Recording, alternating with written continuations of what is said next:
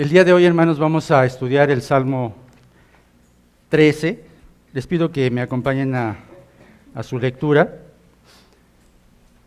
Dice el Salmo 13: al músico principal, Salmo de David. ¿Hasta cuándo, Jehová, me olvidarás para siempre? ¿Hasta cuándo esconderás tu rostro de mí? ¿Hasta cuándo pondré consejos en mi alma, con tristezas en mi corazón cada día? ¿Hasta cuándo será enaltecido mi enemigo sobre mí? Mira, respóndeme, oh Jehová, Dios mío. Alumbra mis ojos para que no duerma de muerte, para que no diga mi enemigo lo vencí. Mis enemigos se alegrarían si yo resbalara. Mas yo, en tu misericordia he confiado. Mi corazón se alegrará en tu salvación. Cantaré a Jehová, porque me ha hecho bien. Antes de adentrarnos al estudio de nuestro Salmo, hermanos, vale la pena que recordemos que este estudio de los Salmos es fascinante y siempre se traduce en grandes enseñanzas para nuestra vida. Hoy estamos enfocados en el Salmo 13, es uno de los salmos que da mayor consuelo a la vida del creyente. Y recuerden que el término salmos viene de la traducción al griego del Antiguo Testamento que llamamos Septuaginta, pero la Biblia hebrea le llama Tehilim, que significa alabanzas. De ahí que este libro haya sido un verdadero himnario para el pueblo de Israel y de alguna manera, hermanos, lo sigue haciendo para nosotros. Contiene 150 salmos que se han agrupado en 5 libros. Tiene poco más de 7 compositores y su tema central siempre es la adoración a Dios. Su género, el género de los salmos, es poesía, aunque debemos recordar que la poesía hebrea tiene características diferentes a nuestra poesía, porque no enfatiza en la rima, que es muy común en nuestra poesía, en nuestro idioma, sino que se enfoca en 2 aspectos. Uno, el ritmo, que es la repetición armoniosa de relaciones sonoras a partir de las palabras o frases del hebreo. Esa es una forma, pero la que el día de hoy vamos a ver en el Salmo 13 es el paralelismo. Su principal característica es que la segunda línea o las siguientes que siguen a esta estrofa repiten o contrastan o complementan el pensamiento de la primera. No pierdan de vista esto. El Salmo 13 está ubicado en el libro primero, son 5, recuerden, y se clasifica dentro de los salmos de lamentación. Recuerden esto, el tema en que se ubica en el grupo es lamentación. En este tipo de salmos hay un clamor a Dios pidiendo ayuda por causa de la aflicción en que se encuentra el salmista, quien pide a Dios que actúe en su favor. Además, dentro de este tipo de salmos encontramos una confesión de confianza a Dios. Este salmo que hoy estudiamos fue escrito por David. No se sabe en qué fecha, pero este David es el gran varón conforme al corazón de Dios, que todos conocemos, que fue ungido como rey de Israel entre los hijos de Isaí, siendo el menor, que mató al gigante Goliat, siendo aún joven, ganando la gratitud del pueblo, pero que tuvo que soportar los celos del rey Saúl por sus proezas en batalla y por gozar del favor del pueblo, de entrañable amistad con Jonatán, hijo del rey, pero que tuvo que vivir huyendo por el peligro de muerte que amenazaba constantemente su vida, porque Saúl, el rey Saúl, procuraba matarlo. Y así, yendo por desiertos y escondiéndose en cuevas, siempre temeroso por la obsesión de Saúl, que solo tenía en la cabeza perseguirlo y aniquilarlo. El libro primero de Samuel 27:1 es un ejemplo de esto que sufría David. Dice ahí: dijo luego David en su corazón, al fin seré muerto algún día por la mano de Saúl. Nada, por tanto, me será mejor que fugarme a la tierra de los filisteos, para que Saúl no se ocupe de mí.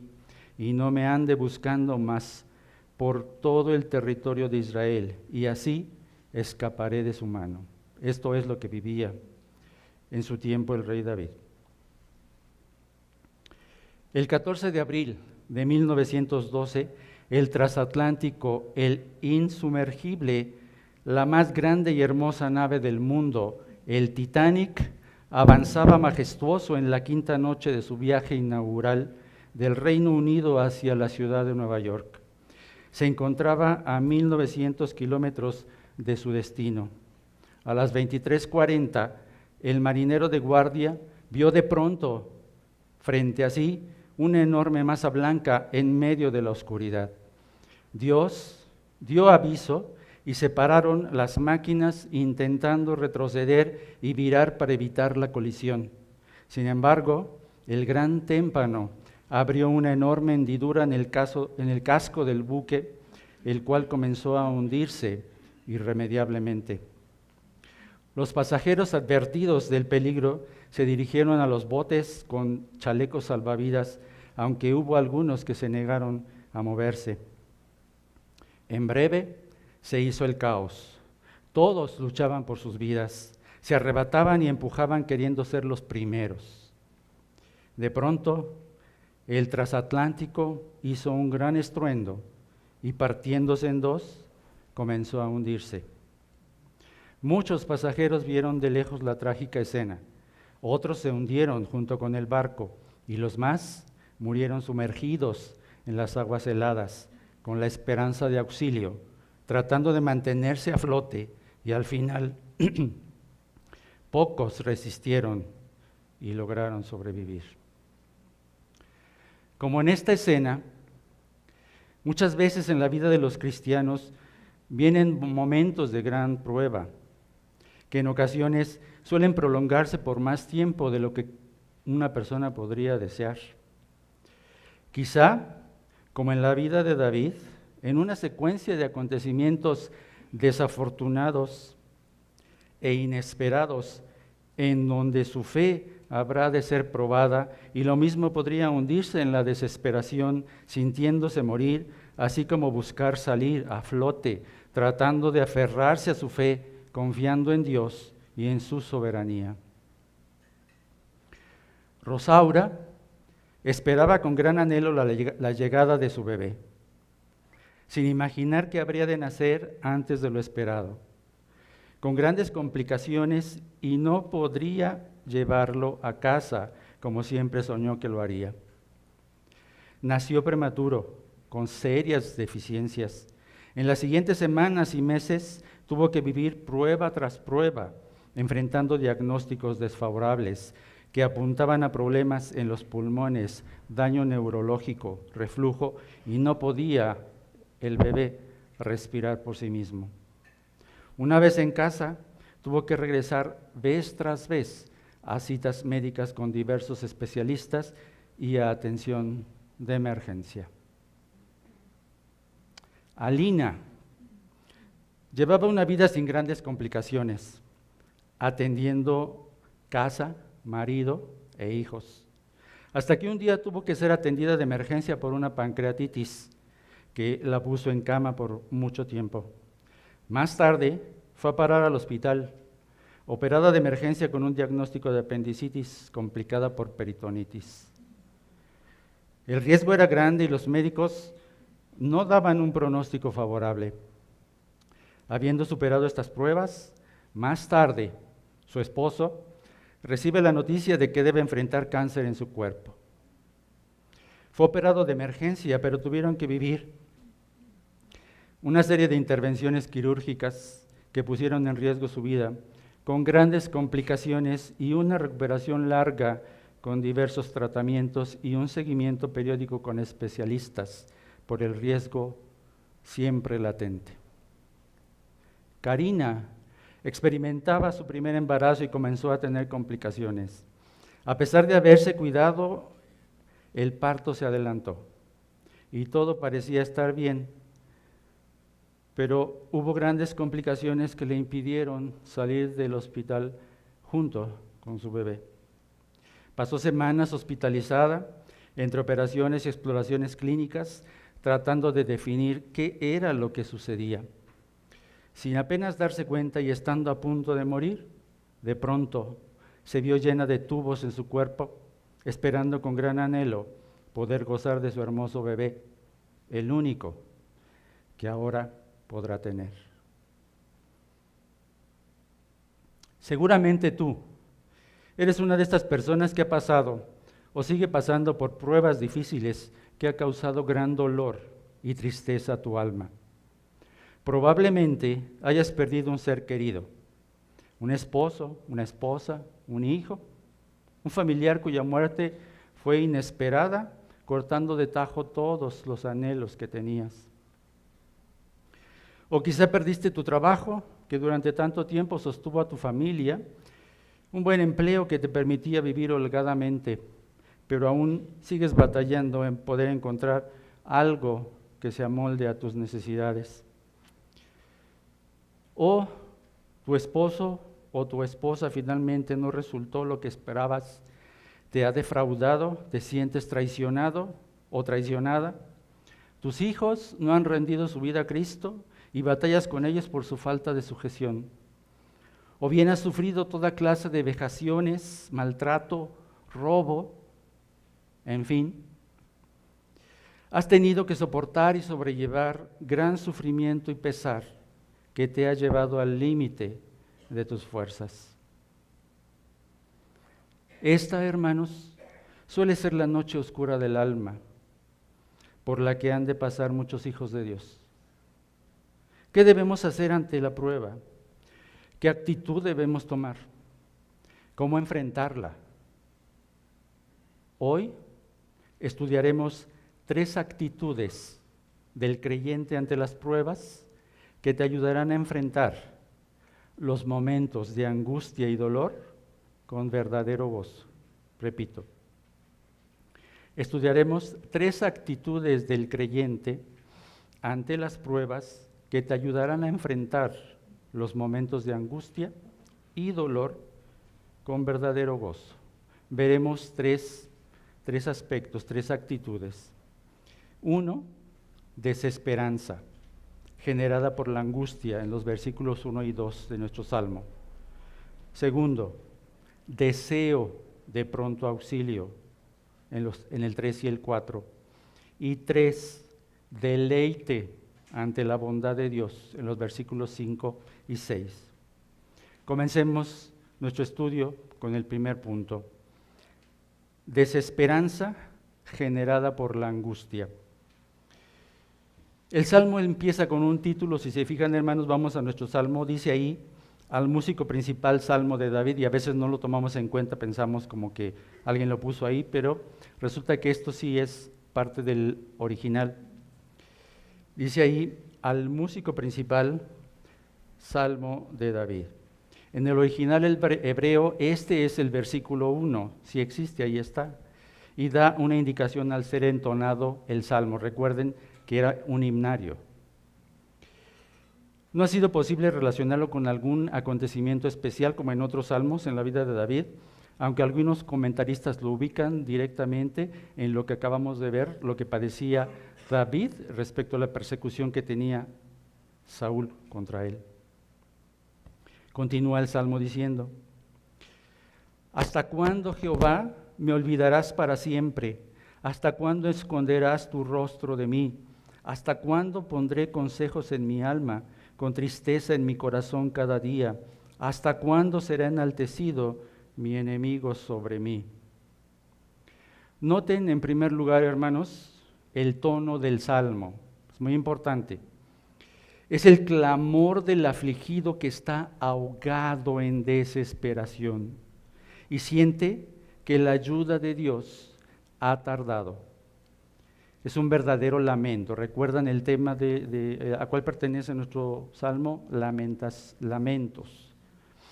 Este es un verdadero lamento. En este Salmo, el autor expresa sus sentimientos de abandono en una serie de 4 preguntas. Fíjense bien, 4 preguntas hay ahí. ¿Hasta cuándo? Cada una comienza. ¿Hasta cuándo? A través de estas preguntas vemos claramente cómo en su aflicción David derrama su alma delante de Dios. Él quiere una respuesta de parte de Dios, por eso clama: ¿hasta cuándo? Las dos primeras preguntas, si se fijan ahí, están relacionadas con Dios, y las siguientes están relacionadas con los sentimientos y las circunstancias del poeta, del salmista. Ahora, esta repetición, recuerden, 4 veces ¿hasta cuándo? Esta repetición apunta a la impaciencia humana y al silencio de Dios. El poeta clama a Dios 4 veces pidiendo ¿hasta cuándo? Cuando el creyente sufre y parece que Dios no oye sus oraciones, empieza a dudar y la angustia se apodera de él. Ya no siente la comunión con Dios como antes. ¿Hasta cuándo, Jehová? ¿Hasta cuándo? Este es un grito desesperado, dirigido a Yahweh, al yo soy, al Dios Todopoderoso, que se convierte en clamor cuando el dolor y la pena no encuentran otro medio de expresión. Es tan grande el dolor que el salmista solo apunta a decir: ¿hasta cuándo? ¿Hasta cuándo? Qué largos se hacen los días cuando el alma se hunde en las profundidades más oscuras. Qué lentos transcurren los minutos en el tobogán de la tristeza. Esto es lo que vivía David. Al preguntar si Dios, ahí adelante, lo olvidará para siempre, pareciera una frase contradictoria, casi palabras necias. ¿Cómo le puede preguntar a Dios si lo olvidaría? ¿Acaso Dios puede olvidar? ¿Puede el corazón de Jehová olvidar a un hijo amado? Es solo el sentimiento de dolor, de desesperación del salmista que le hace pensar, que le hace imaginar que Dios lo olvidaría para siempre. Hermanos, el sufrimiento que experimentaba el salmista había llegado a ser casi insoportable y de alguna manera clamaba a Dios por alivio.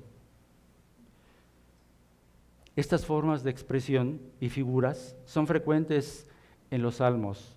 Miren ahí en el Salmo 10, versículo 11. Salmo 10, versículo 11 dice: dice en su corazón: Dios ha olvidado, ha encubierto su rostro, nunca lo verá. Levántate, oh Jehová Dios, alza tu mano, no te olvides de los pobres. Era frecuente que el dolor llevara a la persona a clamar a Dios y decirle: no te olvides de mí. ¿Hasta cuándo esconderás tu rostro de mí? ¿Hasta cuándo esconderás tu rostro de mí? Es una pregunta más sensata. Ya no dice: ¿puedes olvidarte de mí? Ahora pregunta: ¿hasta cuándo esconderás tu rostro de mí?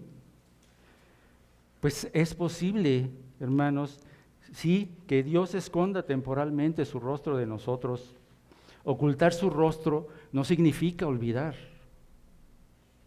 Pero debido a que estamos sumergidos en la pena, solo seguiremos viendo la situación insoportable y desearemos como nunca ver nuevamente la sonrisa de Dios, porque Dios ha ocultado su rostro. Hermanos, debemos entender que hay momentos y circunstancias en las que el Señor no considera oportuno acudir a nuestra ayuda de inmediato, sino que prefiere que la prueba vaya en ascenso, vaya creciendo, vaya haciendo su obra hasta cumplir su propósito. Pero ten por seguro, hermano, ten por seguro que Dios no te dejará ser tentado más de lo que puedes resistir, y además te dará también la salida para que puedas soportarnos, dice 1 Corintios 10:13. Ahora, hermanos, entendamos que somos muy dados a pensar que ya hemos sido probados con suficiente dureza y por bastante tiempo. Ya, Señor, ¿cuánto más? Y por tanto, pensamos que ya deberíamos ser liberados. En nuestra mente pensamos, ya, es suficiente. Entonces, lo que hacemos para aliviar ese ánimo turbado es dar rienda suelta a los pesares. Y nos autocompadecemos y buscamos la conmiseración de los otros. Fíjense bien, el sentido original de poner consejos en mi alma es depositar consejos, es decir, almacenarlos y guardarlos. Almacenar y guardar en tu mente pensamientos. Y cada vez que tú añades un pensamiento de dolor, de tristeza, cuando ves tu condición, lo único que está sucediendo es que agregas, añades tristeza en tu corazón. Le damos vueltas y vueltas a las cosas día tras día hasta encontrar una solución que nos saque del hoyo y nos libre de nuestras dificultades. Eso hacemos día con día en nuestra mente. Pero esta acumulación de ideas fracasadas, de pensamientos derrotistas, obviamente lo único que hacen es provocar una herida dolorosa. Fíjense bien, es como estar rumiando los problemas y eso es muy triste. Estar rumiando los problemas, estar centrado en ti, en tus propios problemas. Nadie sufre más que tú. David llegó a pensar que Dios se había olvidado de él. Su mente estaba llena de preocupación. Le pesaba el olvido de Dios y la tristeza en su corazón crecía día con día. Cada día crecía la tristeza en su corazón y al mismo tiempo iba llenando su corazón de un sentimiento de dolor. Su alma no tenía descanso, estaba llena de luchas, de aflicción, la lucha en su mente. Cuando una aflicción dura tanto, hermanos, es una tentación muy común el pensar que nunca se va a acabar. Cuando estás en la prueba piensas, ¿cuándo se va a acabar esto? Ya pasó mucho tiempo, es lo que vivía David. Y es cuando entonces la desconfianza se convierte en desesperación.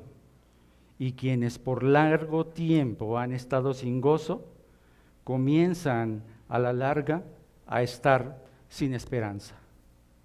Sin esperanza.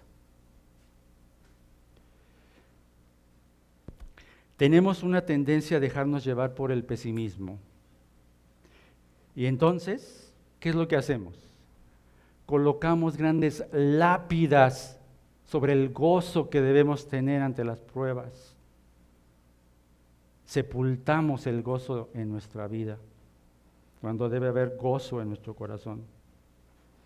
Además de todo este sufrimiento, fíjense bien, la insolencia de sus enemigos añadía nuevo pesar a la amargura de David. Dice en el 2, en la parte final, ¿hasta cuándo será enaltecido mi enemigo sobre mí? ¿Hasta cuándo mi enemigo se estará burlando de mí, de lo que me pasa? Sucede que cuando nuestra alma está siendo humillada, mirar a nuestros enemigos, a quienes no solo parece que no les pasa nada, sino que hasta prosperan y les va mejor que a nosotros, es como una carcoma que nos va minando las entrañas. La misma muerte es vista por David como un enemigo que le acaba. Es la idea que transmite en esta primera parte. la muerte está sobre mí. Toda esta mezcla de angustia, sufrimiento y duda causa un verdadero conflicto en el alma, hermanos. Pero el Señor, cuya sabiduría es infinita y que va más allá de nuestra corta perspectiva, entiende qué es lo que necesitamos y lleva a cabo su plan conforme a su soberanía, porque Él es nuestro Dios. Dice Calvino, cuando la angustia se apodera de los corazones de los hombres, sus víctimas miserables están agitadas violentamente por dentro y encuentran más tolerable atormentarse a sí mismos sin obtener alivio por soportar sus aflicciones con mente serena y tranquila. Fin de la cita. ¿No es acaso el retrato de nuestra propia experiencia? No es fácil evitar que los deseos degeneren en impaciencia. De repente decimos, Señor, ¿hasta cuándo? Ya, por favor. Así que cuando enfrentes circunstancias adversas que te hagan preguntar, ¿hasta cuándo? Es el momento de escudriñar a fondo tu corazón. ¿Qué es lo que hay en tu vida que hace que Dios se esconda su rostro de ti? ¿Qué hiciste o dejaste de hacer que obligara a Dios a tomar la vara? ¿Qué es lo que motivó a Dios a sacudirnos y a derribarnos? ¿Qué es lo que hace que se prolongue por tanto tiempo y la ayuda de Dios tarde tanto? Dice Spurgeon, la razón por la que el oro necesita permanecer mucho tiempo en el crisol es porque contiene mucha escoria que ha de ser consumida. Podríamos decir que una aflicción prolongada parece ser indicador de abundante escoria y corrupción espiritual. Hermanos, debemos dar gracias a Dios porque nuestro Señor Jesucristo, quien ha sufrido todo el dolor y toda la angustia que un ser humano puede sufrir como varón de dolores, lo vemos en Isaías 53, Él nos abrió el camino a través del cual, fíjense bien en esto, hermanos, Él abrió el camino por su preciosa sangre, a través del cual podemos acercarnos confiadamente al mismo trono de la gracia para alcanzar misericordia y hallar gracia para el oportuno socorro, dice ahí en Hebreos 4:16. Bien, puedes hacer tuyas las quejas de este salmo, pero ten la seguridad que Dios no olvida a sus escogidos y al final vendrá la ayuda. Pero mientras esto sucede, recuerda que todo tiene una razón de ser y un propósito que sin lugar a duda Dios cumplirá en tu vida. Hemos visto cómo el dolor nos puede llevar a la desesperanza generada por la angustia. Ahora en nuestro segundo punto veremos el deseo de pronto auxilio. En este estado de perturbación espiritual, David, es el momento en que David eleva a Dios su petición de ayuda y con ello comienza a salir a flote. Recuerdan, él estaba hundido en la desesperación, en la angustia. Y a partir de que dice, tengo un Dios a quien acudir, comienza a salir a flote. Dice ahí en el 3 y 4 de nuestro Salmo, mira, respóndeme, oh Jehová Dios mío, alumbra mis ojos para que no duerma de muerte, para que no diga mi enemigo, lo vencí. mis enemigos se alegrarían si yo resbalara. Noten cómo David trata de llamar la atención de Dios. ¿Por qué? Porque había ocultado su rostro de él. Pide que lo mire, que considere su caso y que le responda en cuanto al objeto de sus quejas, que escuche lo que él tiene como queja para Dios. Y con ello estaba él mismo anticipando que si lo hacía, si exponía su queja delante de Dios, entonces Dios podría tener piedad de él. ¿Qué haríamos si no tuviéramos un Dios a quien clamar en nuestros momentos más oscuros de gran desventura? Ahora, vean cómo se dirige en esta parte David a Dios. Oh Yahweh, mi Elohim, es lo que le está diciendo. Oh Yahweh, mi Elohim, Dios Todopoderoso, mi Creador, el Dios del pacto. Y con esto estaba haciendo alusión a las promesas que una vez Dios le había hecho. Él hace alusión a lo que Dios le había dado anteriormente. Se acuerda quién es el Dios en el que él ha creído y qué es lo que Dios le ha prometido. Hermanos, sabemos que todos debemos pasar por pruebas, pero este es el momento de volver a nuestra fe y recordar nuestra relación con Dios que se mantiene firme, sin alteración en las pruebas y dificultades que enfrentamos. Dios está ahí. Somos propiedad del cielo, no olviden eso, somos propiedad del cielo. ¿Por qué dejar que nuestro ánimo decaiga? Dice 1 de Pedro 3, 12 en la primera parte, 1 de Pedro 2, 3, 12. Porque los ojos del Señor están sobre los justos y sus oídos atentos a sus oraciones. Este es el Dios al que David estaba ahora clamando. Cuando en la vida del creyente se manifiesta debilidad de la carne, es el momento de venir en oración delante de tu Padre. En Mateo 7:7, el Señor Jesús nos dice: pedid y se os dará, buscad y hallaréis, llamad y se os abrirá.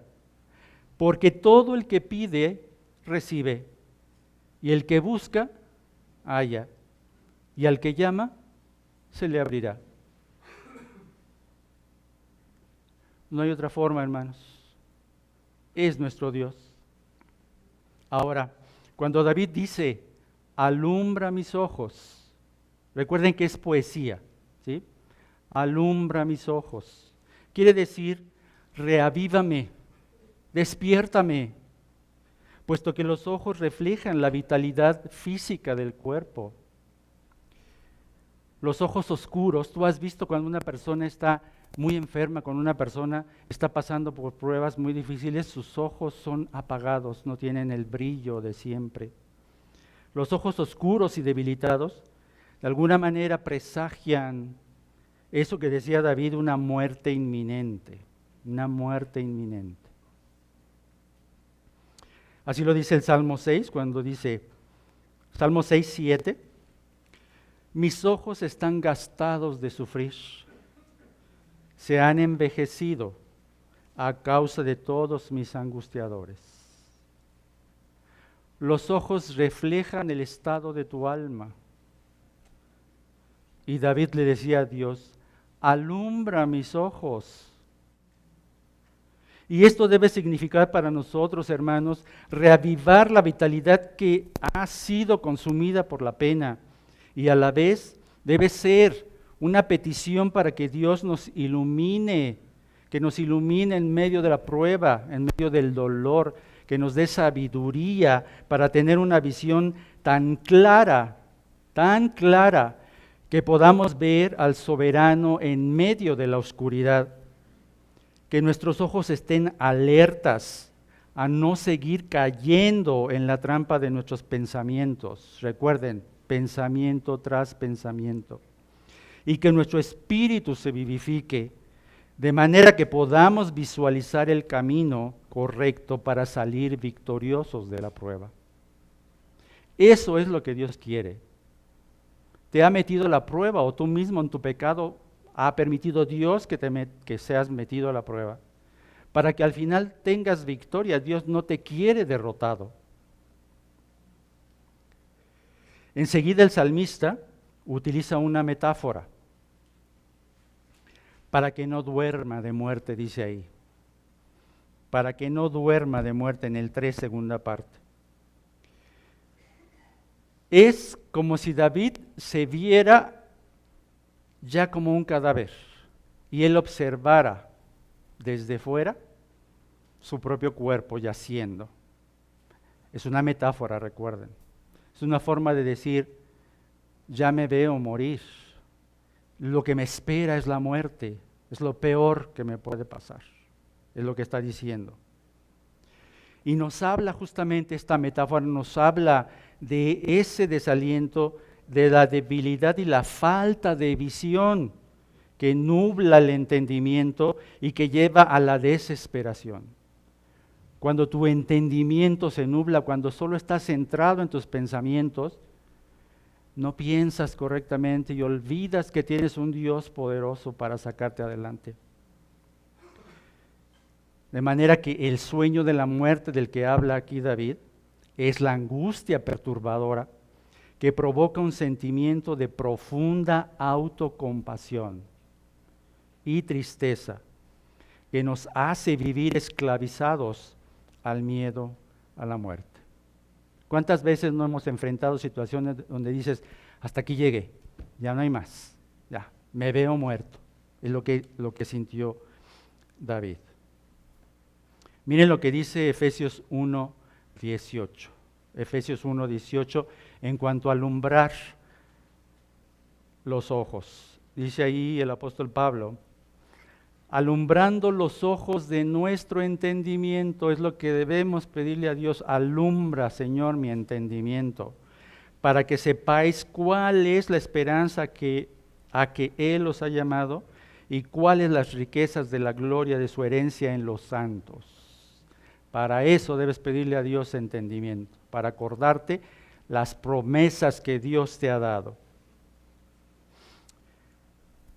Ahora, hermanos, hay más que una oración por salud física en la súplica del salmista. Más que decirle, sáname, es un nivel más profundo. Lo que él desea, lo que había perdido era la comunión con su Dios. Por eso Dios escondió su rostro de él. Lo que más anhelaba él, regresar a la comunión, a la cercanía con su Creador, de la cual había gozado anteriormente. Eso, hermanos, es lo que debemos anhelar, que la luz del rostro de nuestro Creador ilumine nuestra vida para alejar el sueño de la muerte. Esos pensamientos derrotistas que siempre te dicen, ya, hasta aquí llegué. Y que te consumen y te desgastan tu vida. Pero fíjense bien, ahí más adelante.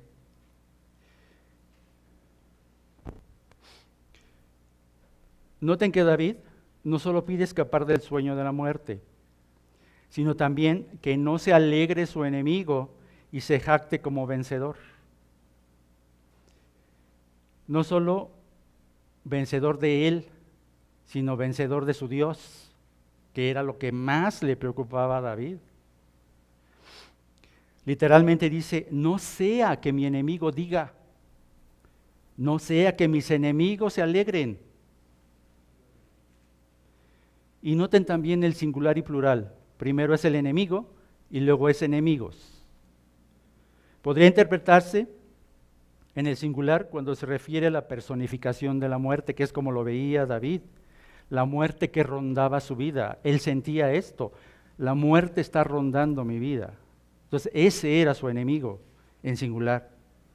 Y en el plural, los enemigos en general. Recuerden, uno de sus enemigos se convirtió Saúl. Saúl lo persiguió, pero no fue el único enemigo. Aún su hijo Absalón, que fue una historia triste, hermanos. Su propio hijo lo traicionó y quería quitarle el trono.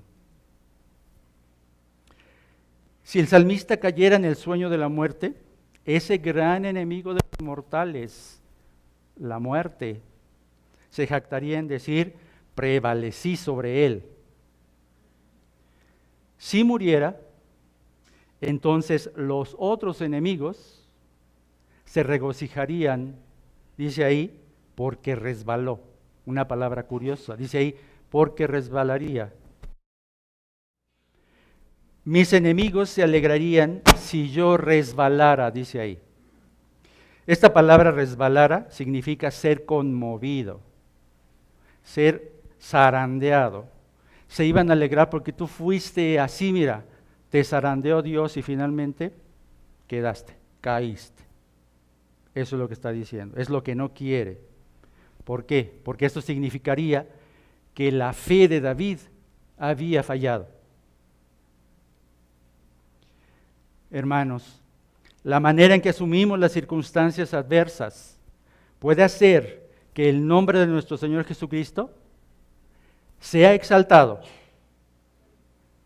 o sea vituperado, o aún pisoteado.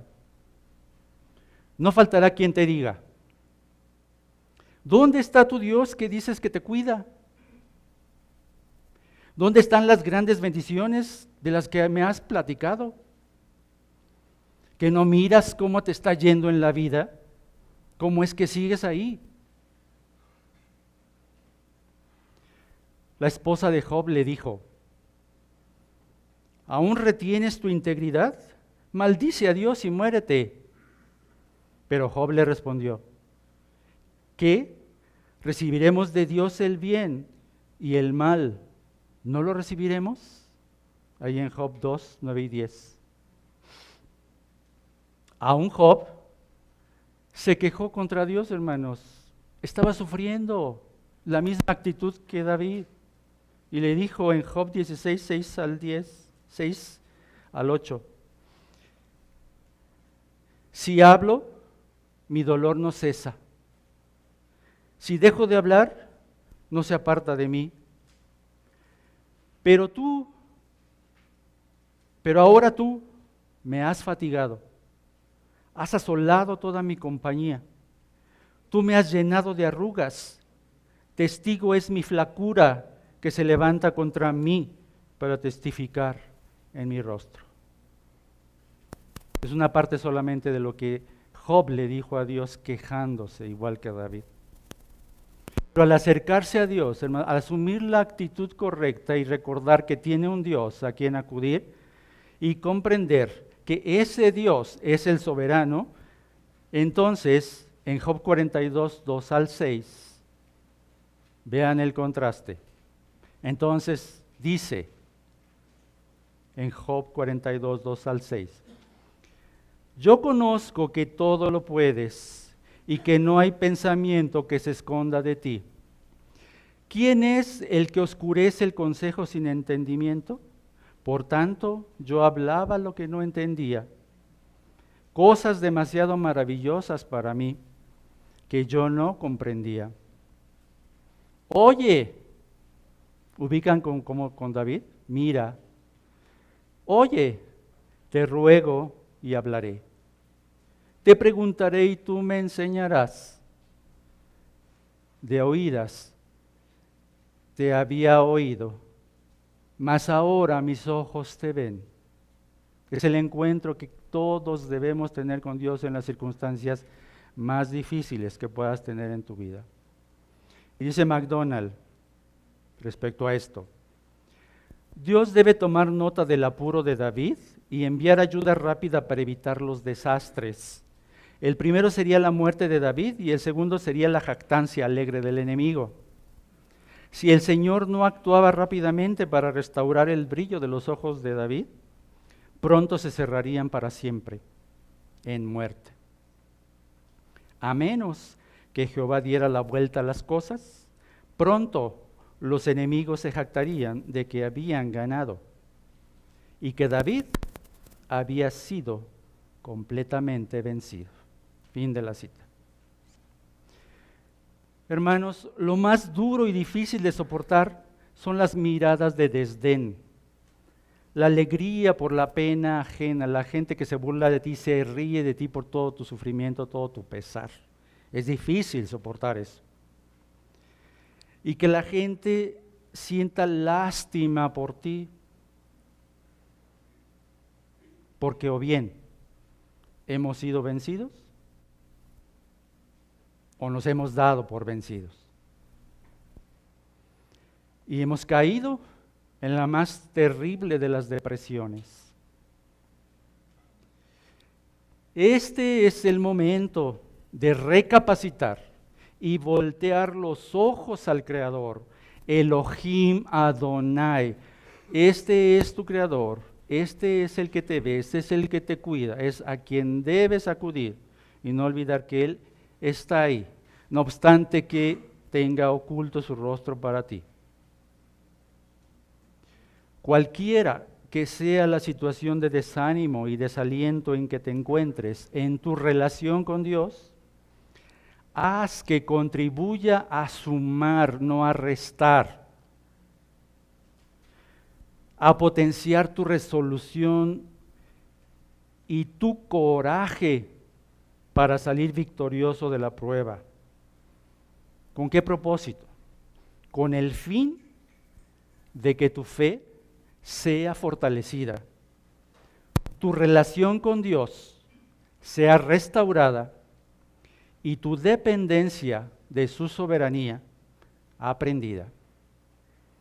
Es lo que debes aprender, a depender de Dios, a confiar en Él. Él está al cargo porque es un Dios soberano, un Dios todopoderoso. Y como dice Filipenses 4, 6 y 7, Filipenses 4, 6 y 7, por nada estéis afanosos, sino sean conocidas vuestras peticiones delante de Dios, con toda oración y ruego con acción de gracias. Y la paz de Dios, que es lo que debes anhelar tener, la paz de Dios que sobrepasa todo entendimiento, guardará vuestros corazones y vuestros pensamientos en Cristo Jesús. Hemos visto que no debemos quedarnos en la desesperanza, sino que debemos estar con un deseo de pronto auxilio y venir delante de Dios, primero y segundo puntos. Nuestro tercer punto habla del deleite ante la bondad de Dios. Fíjense bien, ahora las plegarias cambian en alabanza. Vamos a nuestro texto en el 5 y 6. Mas yo en tu misericordia he confiado, mi corazón se alegrará en tu salvación. Cantaré a Jehová porque me ha hecho bien. ¿Notan el cambio? ¿El tono? Vemos cómo el poeta David intensifica su oración de clamor a Dios y llega el momento en que afirma su confianza ¿en qué? En la misericordia de Dios. Dice ahí, mas yo. O sea, ya no interesa toda esa nube que oscurece o que parece que no hay salida. Para él deja de estar clavado, ubicado en eso y entonces ahora dice, no importa todo esto, porque yo en tu misericordia he confiado. ¿Sí? Y la certeza de que su corazón entristecido, eso es lo que implica, se alegrará, ya no más tristeza, ahora alegría. Se alegrará en la liberación que vendrá muy pronto de su Creador, porque él clamó a Dios. Gesed es traducida como misericordia, es una palabra importantísima en el hebreo, hermanos. Gesed significa apelar al amor leal del Señor. La misericordia de Dios no es otra cosa que el amor leal de Dios. No nos paga conforme a lo que merecemos, porque Él es misericordioso. Y esta misericordia es para los que confían en Él. La misericordia ahí está, hermanos, pero la misericordia es para los que confían en Él. Al llegar a este momento, David recordó el pacto de Dios, su solemne promesa de amor infalible y de salvación. Recordó las bondades que Dios le había mostrado en el pasado y recordó cómo su relación con el Señor le había llevado a considerarlo a Él como su castillo, su torre fuerte. ¿Ven la analogía? En tu castillo, en tu torre fuerte, hay seguridad. Tú estás seguro en el castillo y en la torre fuerte. Esta experiencia del pasado, vean hermanos, tenemos que aprender, esta experiencia del pasado crea en él esperanza para el futuro y está basado justamente en eso, lo que dice ahí, el amor leal de Dios, en su misericordia. Esos recuerdos renovaron en él la confianza en que las promesas de Dios siempre van a permanecer firmes. Lo que Dios ha prometido no va a tener ningún cambio, porque Dios no miente. Dios no miente. Dios es fiel. Dios es verdad. Al final, su justicia va a prevalecer. No importa lo que pase en tu vida. Al final, su justicia va a prevalecer. Porque los que aman a Dios, porque a los que aman a Dios, todas las cosas les ayudan a bien. Esto es, a los que conforme a su propósito son llamados. Romanos 8:28. ¿Cómo desearíamos que pareciera tan fácil hacerlo? ¿No es cierto? Pero requiere de mucha fe, de dependencia absoluta de Dios. Nuestro corazón debe estar constantemente ejercitando esa fe. Así que, hermanos, no debemos centrarnos en el sufrimiento y en el dolor que al momento enfrentamos, sino en el amor leal de Dios, en su misericordia. Debemos recordar, como lo hizo David, que en otros momentos Dios no nos ha fallado y su misericordia ha sido verdaderamente un aliciente en nuestra vida para salir adelante. ¿Se dan cuenta del cambio sorprendente del David atribulado, sumido en la desesperación? En pocas líneas, ¿cuántos versículos? Del 1 al 5, 6. Podemos ver un cambio radical del David hundido en la desesperanza, ahogado en el dolor y sumido en sus pensamientos derrotistas. Y ahora, en este momento, vemos al mismo David regocijándose en Dios, exaltando su nombre en alabanza, pues al acercarse al trono de la gracia, Dios ha enjugado sus lágrimas.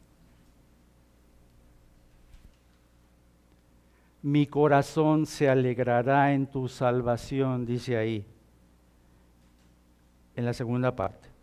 Mi corazón se alegrará en tu salvación. Aprópiate de esto, hermano, hermana. Nos lleva a entender que la fe, solo la fe, puede producir esa música en tu corazón que te va a motivar, a pesar de la prueba, en alabar a Dios. Es difícil, cuando estás ahí, metido en el sufrimiento y en el dolor, pensar en voy a alabar a Dios y voy a cantar y exaltar su nombre. Hazlo, porque es la manera en que puedes sanar tu corazón. Confiar en las misericordias de Dios, entonces, es regocijarse en las aflicciones presentes. Parece una paradoja, para el mundo quizá es una paradoja. ¿Cómo te vas a regocijar cuando sufres?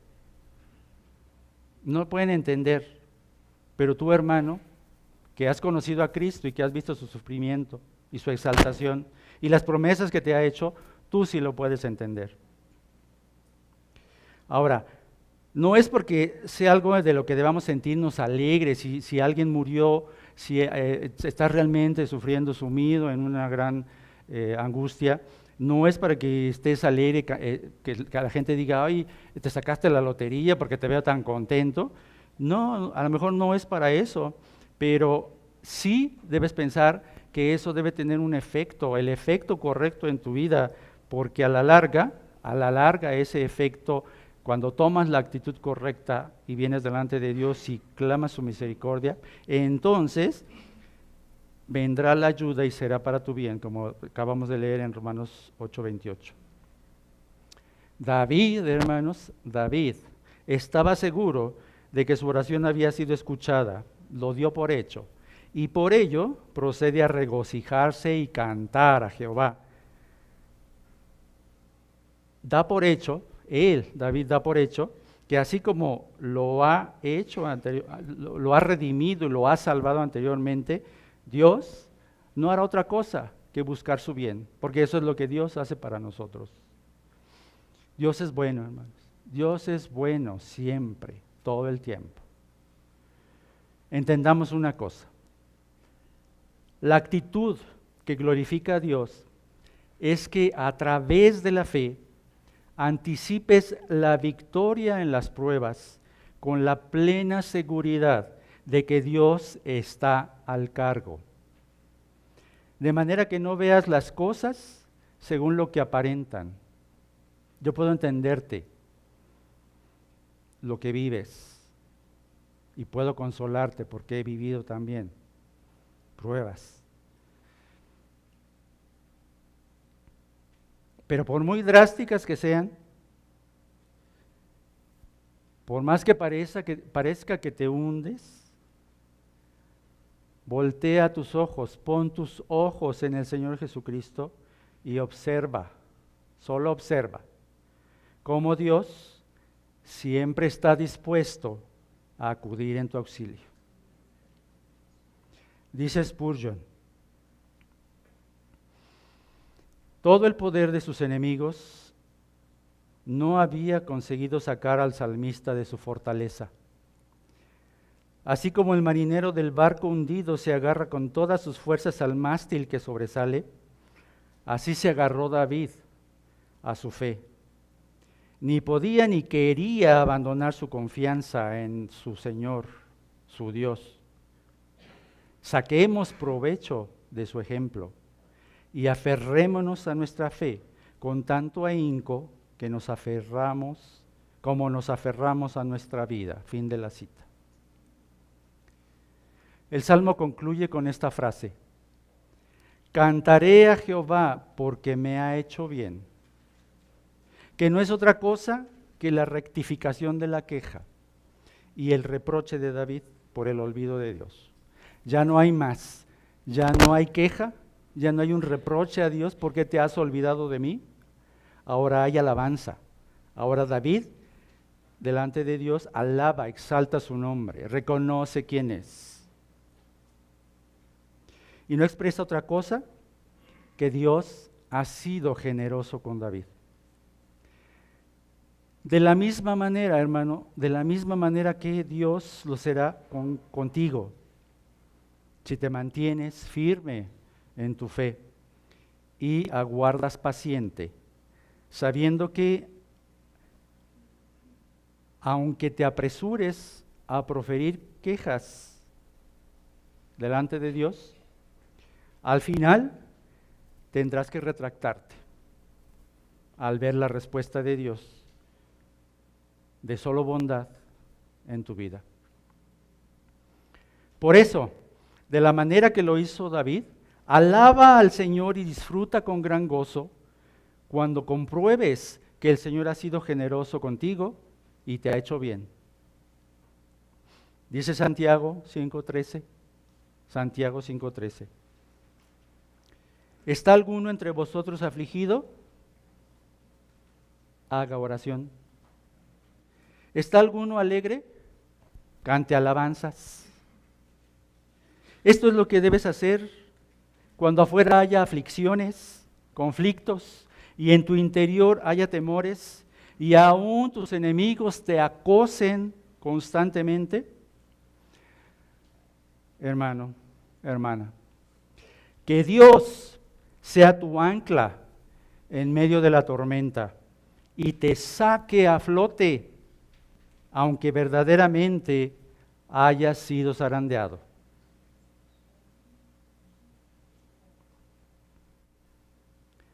Hermanos, el mundo se maravilla de cómo podemos estar tan tranquilos en situaciones tan desfavorables y desgracias tan extremas.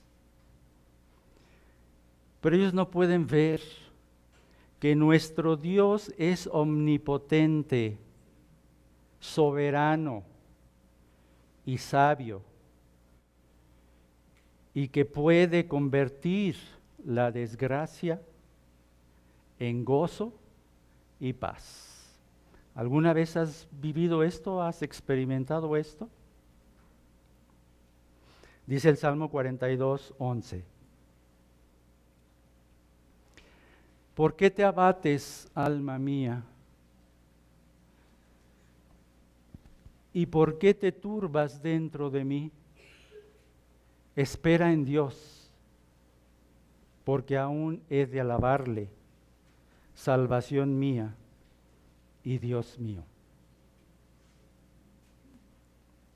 Finalmente, hermanos, este salmo, que muestra con toda su crudeza el conflicto entre el reloj divino y el humano, entre la parsimonia de Dios que se toma su tiempo y las prisas del hombre, es uno de los pasajes más adecuados de la Escritura para mostrarnos las distintas etapas, siguiendo el camino de la oración,